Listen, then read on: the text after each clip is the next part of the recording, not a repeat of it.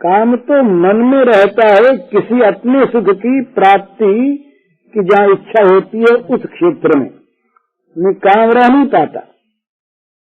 काम के लिए स्थान होता है निज सुख की वांछा का क्षेत्र, वो जहाँ नहीं है वहाँ काम नहीं है। तो गोपी के क्षेत्र में, रास मंडल में काम का प्रवेश नहीं है,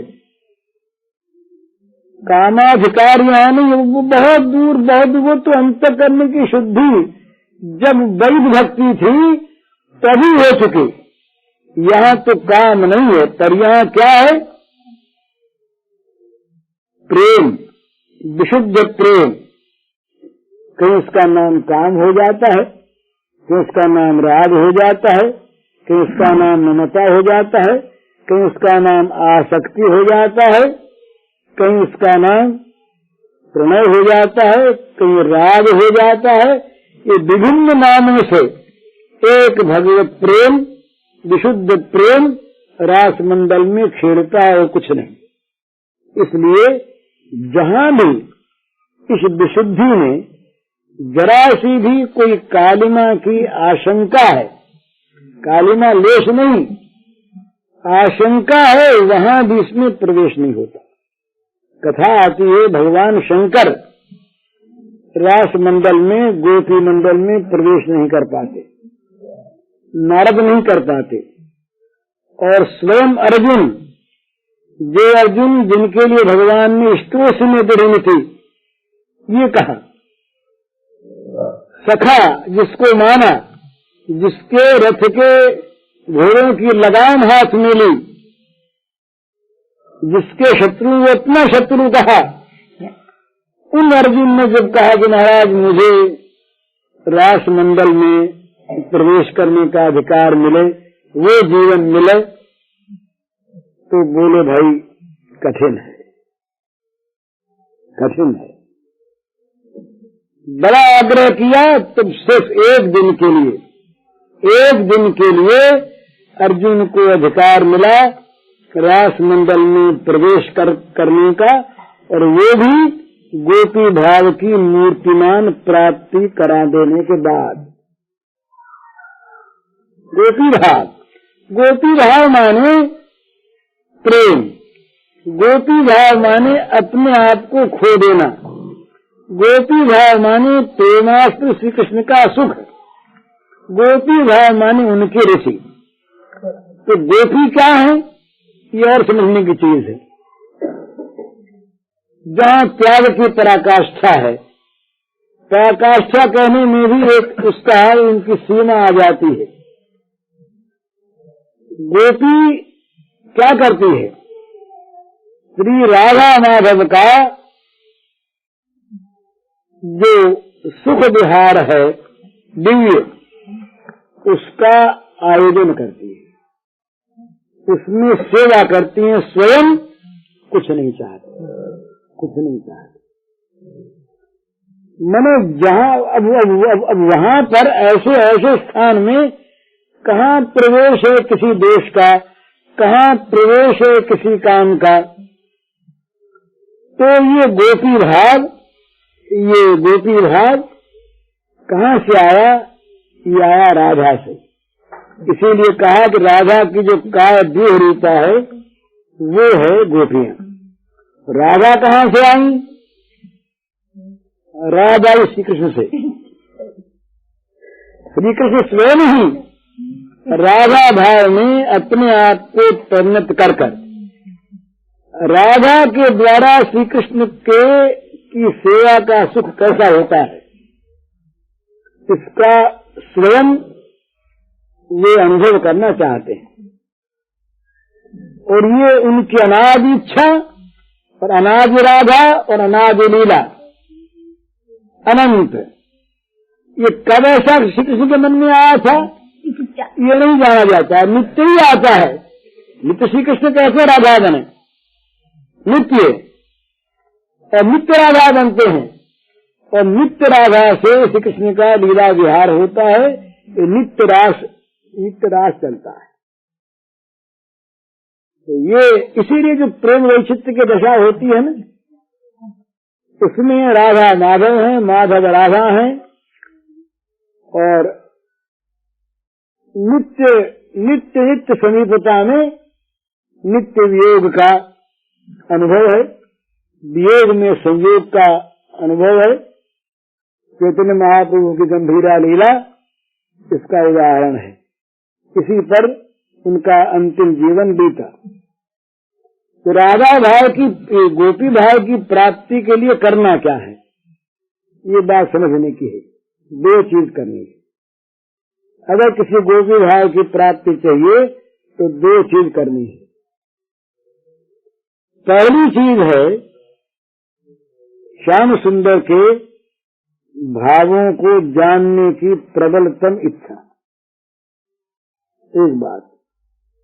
और दूसरा, श्याम सुंदर के अनुकूल, उनके मन के अनुकूल बनने के लिए अपना मैं, अपना मेरा, अपना सब कुछ, अपना विचार, अपनी बुद्धि, अपना मन, अपनी समझ, अपनी रुचि, ये सब त्याग देने का पूर्ण निश्चय। जहां पर भी इसमें कमी है वहां पर भगवान के भाव की जानकारी नहीं होगी। भगवान अपने मन का भाव जनाएंगे नहीं, जनाते नहीं। वो जनाते कहाँ हैं? जहां और सब जानना छूट गया, ज्ञान का अभाव हो गया। ज्ञान का अभाव का अर्थ अज्ञान नहीं है, ज्ञान के अभाव का अर्थ अज्ञान नहीं है, कर्म के अभाव का अर्थ सो रहना नहीं है। ज्ञान के अभाव का अर्थ है श्री कृष्ण के अतिरिक्त अन्य किसी वस्तु की जानकारी मन में रहे नहीं, उन्हीं को जाने और कुछ जानना नहीं, और कुछ जानना नहीं। इस प्रकार का जब बन जाता है कोई, तब उसमें श्री कृष्ण अपनी जानकारी, हम कैसे हैं ये, भक्त्या माम अभिजानाति यावान यश्चास्मि तत्वतः, ये तत्वतः यहाँ पर है, तत्वतः उस राधा उस श्लोक में है। नान्य जानन्ति तत्वतः, गोपियों के सिवा कोई तत्व से जानता नहीं। और यहाँ भगवान गीता में कहते हैं कि मैं जैसा जो कुछ हूँ उसको तत्व से जानता पराभक्ति प्रेमा भक्ति के द्वारा। ये जाना और लीला में प्रवेश हुआ, विशद तदनंतरम, इसका अर्थ लीला में प्रवेश, भगवान की मधुर लीला में प्रवेश। तो लीला में जो प्रवेश है ये तब तक नहीं होता जब तक भगवान के मन की बात हम जानते नहीं, और मन की बात तब तक नहीं जानते जब तक और सब जानकारी को खो देना नहीं चाहते। भगवान ये श्याम सुंदर रूपी परम धन तब तक नहीं मिलता जब तक हम सारे धन में आग नहीं लगा देते। श्याम सुंदर हमारे साथ तब तक बंद कर नहीं रहते जब तक हम मोक्ष को भी आग नहीं लगा देते। श्याम सुंदर तब तक सुख रूप में हमारे पास नहीं आते जब तक लौकिक पारलौकिक पारमार्थिक ब्रह्म सुख भी नगण्य और तुच्छ नहीं हो जाता, वहां तक श्याम सुंदर का सुख नहीं मिलता। तो इसकी मन में तैयारी करें, मन में तैयारी। भला ये समर्पण किया नहीं जाता, जहाँ समर्पण किया जाता है वहाँ कुछ रख लिया जाता है। गोपियों ने समर्पण किया नहीं, हुआ और ये ऐसा हुआ कि उसको वो चाहे कि हम लौटवा लें तो लौटवा नहीं सकती। एक बार श्री राधिका जी से किसी ने कहा कि देखो तुम क्यों दुख सहती हो, भूल जाओ, छोड़ दो। तो उसने कहा कि भूल जाना तो चाहती हूँ, जब अपनी ओर देखे तो भूल जाना चाहती हूँ, पर वो ऐसे हैं कि वो कभी मन से अलग जाते नहीं। मैं क्या कहूँ, वो मन में इस प्रकार से आकर के बैठ गए मेरे जीवन में, मुझे पता नहीं लगता कि मेरा मन है कि वो है। मन है कि मन की जगह श्याम सुंदर है, ये पता ही नहीं है, तो भूलने का कोई सवाल नहीं आता। तो इसलिए समर्पण भगवान वो अपने आप ले लेते हैं। हमारी तैयारी, इसका पता लगता है महाराज, पता लगता है जब कभी प्रेम के मार्ग पर हम चलते हैं। अपनी जान में प्रेम तो है कठिन है, और कहीं पर हमारे मन के न हो, मन के न हो, और उस समय हमारा मन अगर विद्रोह करने लगे किसी प्रकार से, तो समझना चाहिए उनके अनुकूल बनने के लिए हम तैयार नहीं हैं। जब तैयारी होगी तो क्या होगा, एक विशेषता होगी, उनके मन की बात हमारे मन में आने लगेगी, अपने आप आने लगेगी। ये हम यहाँ भी कह सकते हैं, जिसमें हमारा प्रेम हो, जिसमें हमारा विशुद्ध अनुराग हो, उसके मन की बात हमारे मन में आने लगती है अपने आप। और जब वो अनुराग बढ़ जाता है, तब तो महाराज वो कह देता है अपने मुंह से कि भाई आज हमारा अमुक काम करना है। किसी को नहीं कहता, किसी को नहीं कहना चाहता, उस अंतरंग अपने प्रेमी से कह देता है कि अमुक काम करना, उसमें कोई लज्जा नहीं, द्विधा नहीं, कोई शंका नहीं, कोई किसी प्रकार का भय नहीं, किसी प्रकार का संकोच नहीं, संभ्रम नहीं, कुछ नहीं। शरणागति की जहाँ स्थिति है, उसमें भगवान ने कह दिया प्रेम नहीं कि तुम मेरी पूजा करो और मेरे आगे हाथ जोड़ो, मेरे भक्त बन जाओ, मेरे परायण हो जाओ। भला कोई बात ये कहने की है क्या? मेरी पूजा करो नदिया जी, और नाम नमस्कुरु, मेरे आगे हाथ जोड़ो और मेरे आगे दंडोत करो। क्या बात बताई? दंडोत करवाने से भला आदमी भागता है कि कोई दंडोत न कर ले, और वो कहते हैं कि तुम दंडोत करो मेरे, प्रणाम करो मेरे। बोले अमुक आदमी पूजा करवाना चाहता है अपनी, बोले बड़ा नालायक आदमी अपनी पूजा के लिए सारा काम करता है, सारा आडंबर अपनी पूजा कराने के लिए है, बड़ी खोटी बात। और ये कहते हैं तुम मेरी पूजा करो। इतना गुप्त से गुप्त बात कहता हूँ, और बड़े महत्व की परमम वचन, ये मामूली वचन नहीं है, परमम वचन, बड़े श्रेष्ठ वचन है। क्या वचन कहा महाराज? बोले मेरी पूजा करो और मेरे आगे हाथ दो।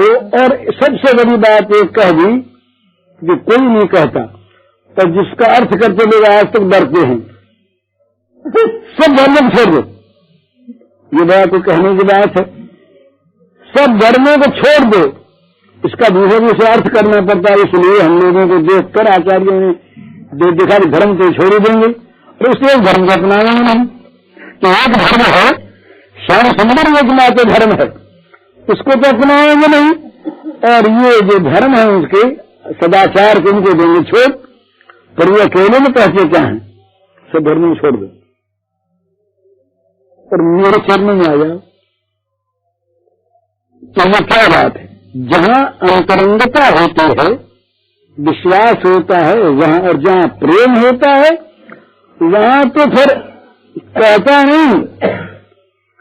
अगर चरण में उसको गिरवाना है तो पकड़ के गिरवा लेता, गिरो चरण पर, गिरो चरण पर। हाँ ऐसा वो पकड़ कर, तो गोपिकाओं को बुलाया भगवान ने रास के दिन, उनके नाम ले लेकर। बंसी ने नाम की तेरी से तेरा, और जिस जिसने सुना वो दौड़ी। सब गति नहीं आई थी, सब नहीं आई थी, सबको बुलाया जो नहीं था। जो समर्पित हो चुकी थी इस प्रकार से, उनको बुलाया। उनको बुलाया क्यों? बुलाया क्यों? अब बड़ी विचित्र बात है, स्वसुखार्थ बुलाया। कठिन चीज, स्वसुखार्थ।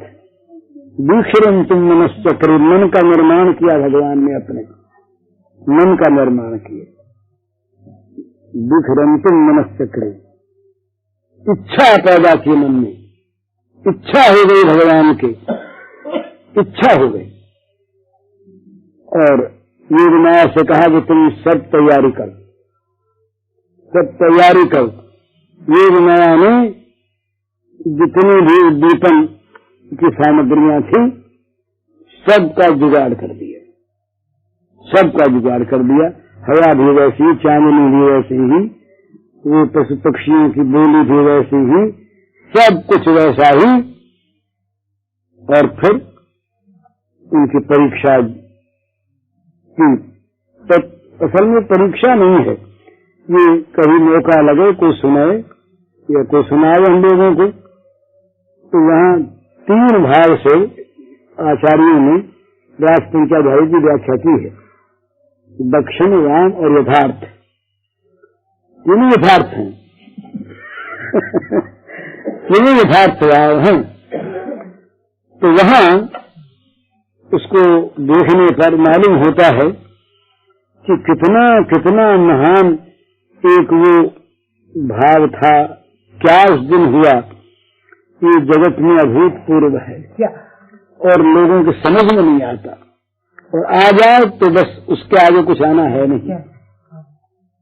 तो वो जो गोपियों का आकर्षण है, ये आकर्षण श्री कृष्ण ने स्वयं किया, खींचा उनको। खींचना उनका स्वभाव है, इसलिए उनका नाम कृष्ण है। कृष्ण का अर्थ है खींचना, खींचने वाला, खींच लेता है, सबको खींच लेता है। जिसकी तरफ आंख दौड़ाई उसी को वश में किया। ये नहीं देखते कि ये बड़े भाई ऋषि मुनि ज्ञानी हैं और ये इतने बड़े बूढ़े हैं, वो दंडकारण्य के ऋषि बेचारे बड़े बूढ़े दाढ़ी वाले समझे, खींच दिया। भीष्म जब सामने देखे थे, ये मधुर रूप को नहीं, ब्रज के रूप को नहीं, कुरुक्षेत्र के रूप को, द्वारका के रूप को, पर ये भी इतना विलक्षण था कि भीष्म सरीखे वृद्ध, बालिक सरीखे वृद्ध, व्यास के समान तत्वज्ञानी, विदुर के समान महात्मा, ये जब देखते इनकी ओर तो आंखें खुली खुली रह जाती।